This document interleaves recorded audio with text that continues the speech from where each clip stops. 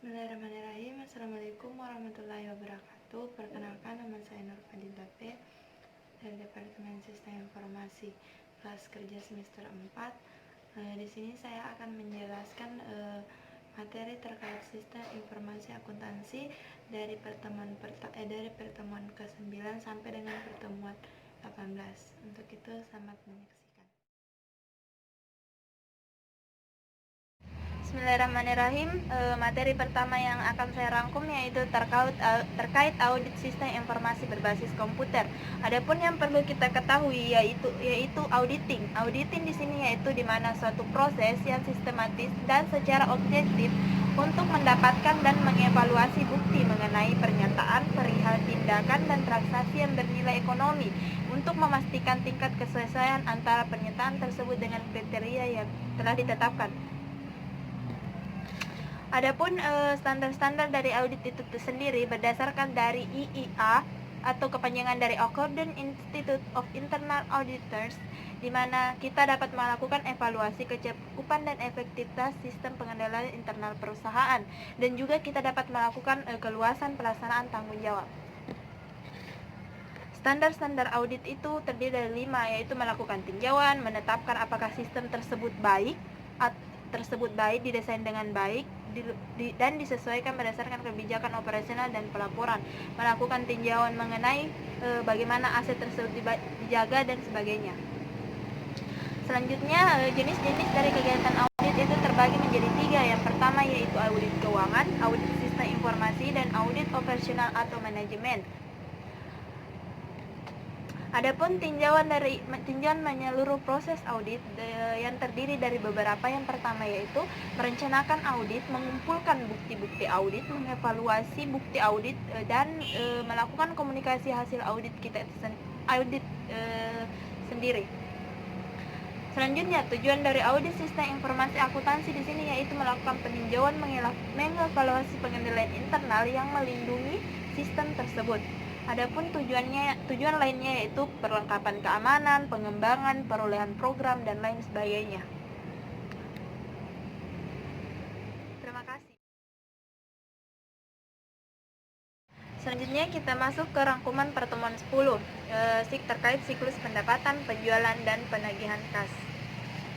Adapun yang perlu kita ketahui di sini yaitu terkait pengertian siklus pendapatan, di mana di sini aktivitas bisnis, kegiatan pemrosesan informasi yang terus berulang, menyediakan barang dan jasa kepada pelanggan, dan menagih kas-kas sebagai pembayaran dari penjualan tersebut. Adapun tujuannya yaitu untuk menyediakan produk yang diminati oleh para pelanggan.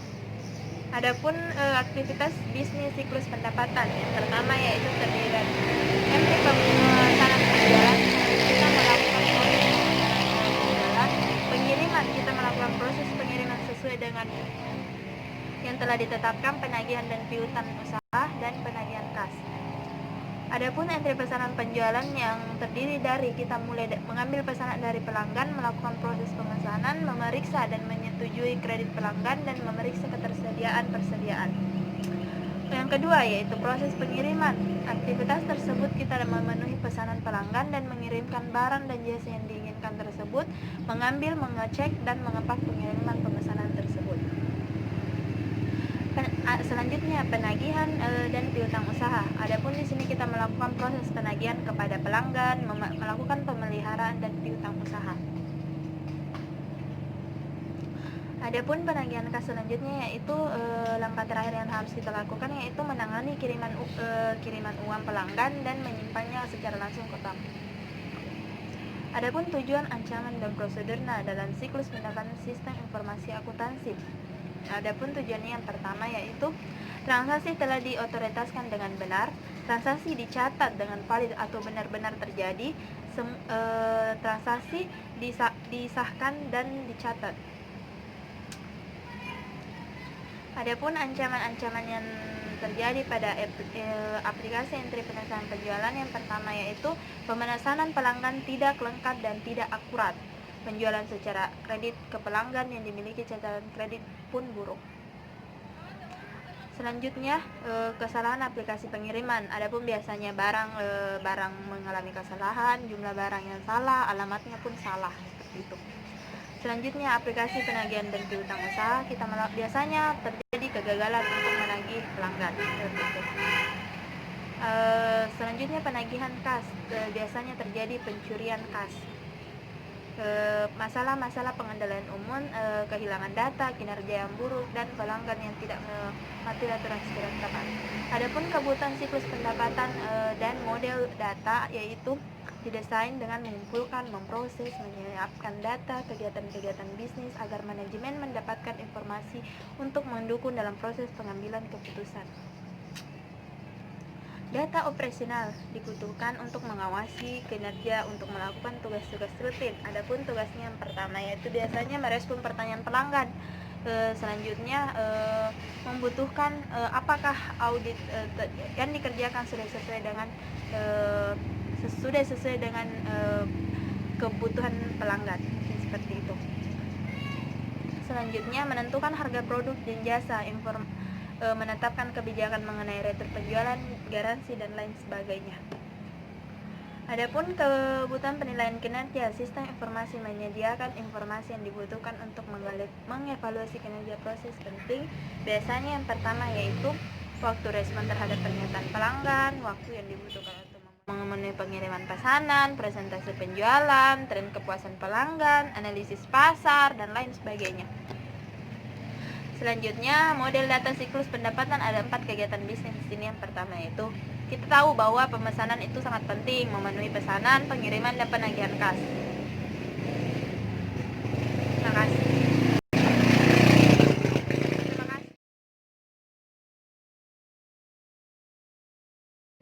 Selanjutnya kita masuk ke materi ke pertemuan 11, yaitu terkait siklus pengeluaran juga. Di sini terdiri dari pembelian dan pengeluaran kas.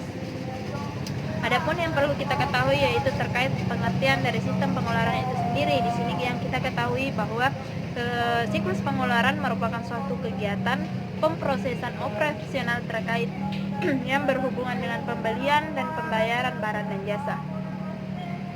Adapun tujuan yang perlu kita ketahui di sini yaitu tujuan dari siklus pengeluaran yaitu untuk meminimalkan biaya, memperoleh dan memelihara persediaan, perlengkapan, dan berbagai layanan yang dibutuhkan untuk menjalankan operasi tersebut. Adapun yang perlu kita ketahui 3 aktivitas dasar dari siklus pengeluaran. Yang pertama, pemesanan barang, penerimaan dari penyimpanan barang dan jasa, pembayaran barang dan jasa.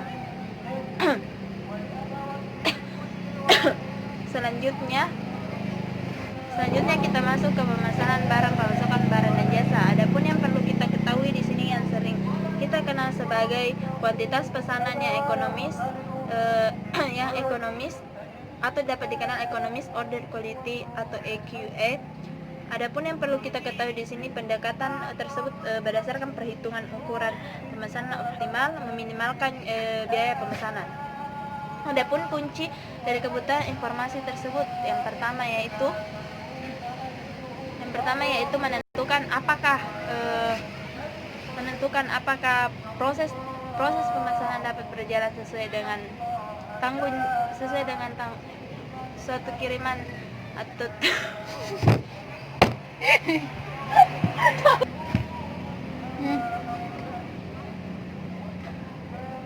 Adapun di sini penerimaan penyimpanan barang pasokan. Adapun keputusan kunci dan kebutuhan informasi terbagi 2 tanggung jawab. Yang pertama menentukan siapa yang akan menerima kiriman atau tidak. Selanjutnya melakukan proses pemeriksaan kualitas barang tersebut.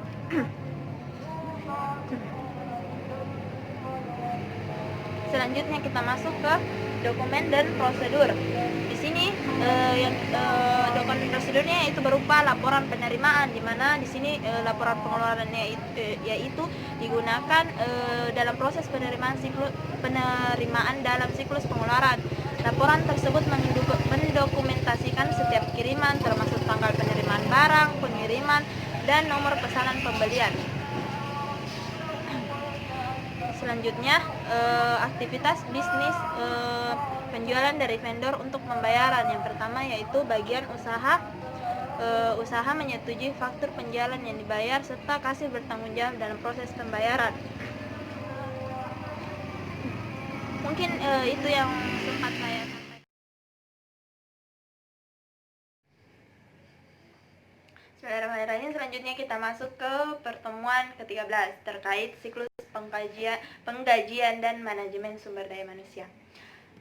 Oke, adapun di sini tugas-tugas dari manajemen sumber daya manusia. Yang pertama yaitu melakukan rekrut pekerja pegawai baru. Di sini dia menjadi peran penting sebagai perekrutan pekerjaan pegawai baru. Yang selanjutnya yang kedua yaitu melatih para pegawai agar nantinya bisa melakukan tugasnya sesuai dengan latihan yang telah diberikan. Terus yang ketiga yaitu memberikan tugas pekerjaan. Segala hal terkait manajemen sistem informasi dikerjakan oleh pegawai tersebut. Selanjutnya yang keempat memberikan gaji sebagai hasil kerja dari pegawai tersebut, dan yang kelima melakukan evaluasi terhadap kinerja pegawai tersebut.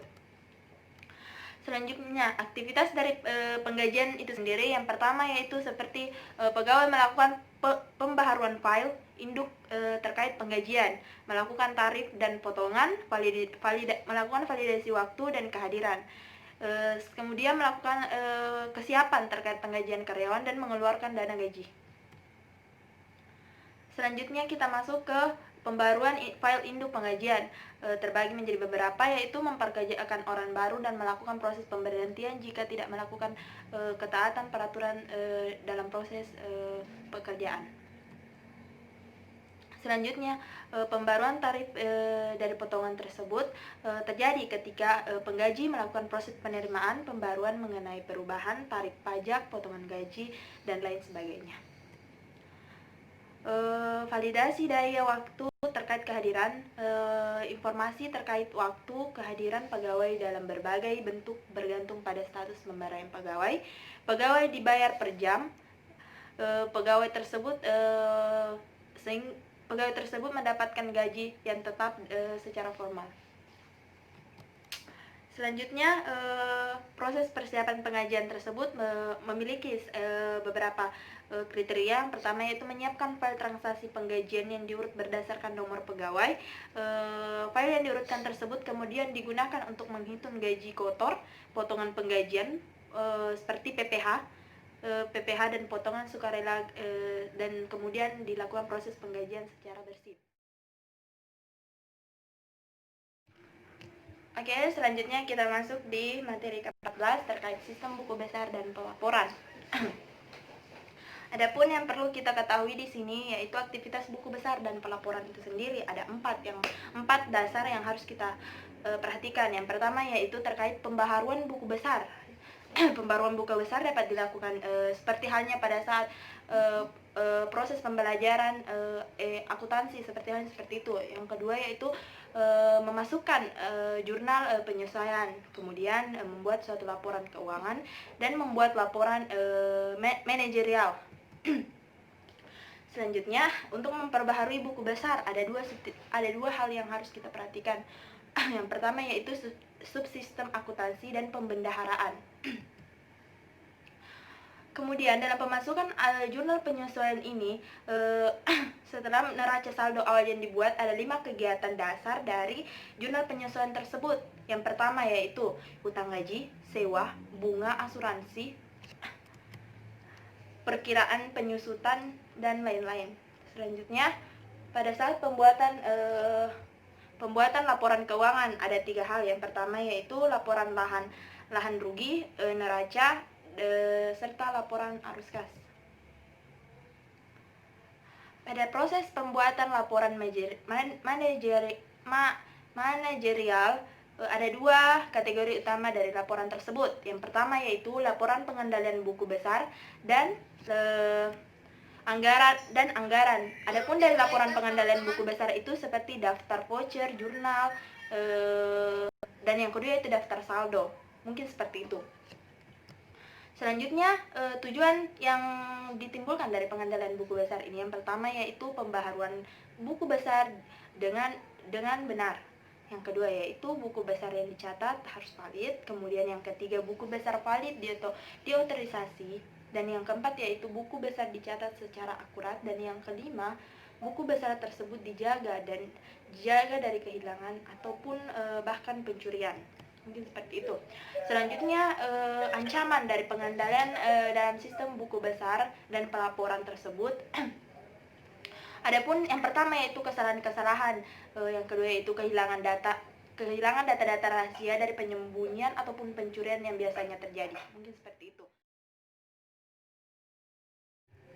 Baik, materi selanjutnya yaitu pada pertemuan ke-15 terkait sistem informasi akuntansi, strategi pengembangan sistem informasi akuntansi.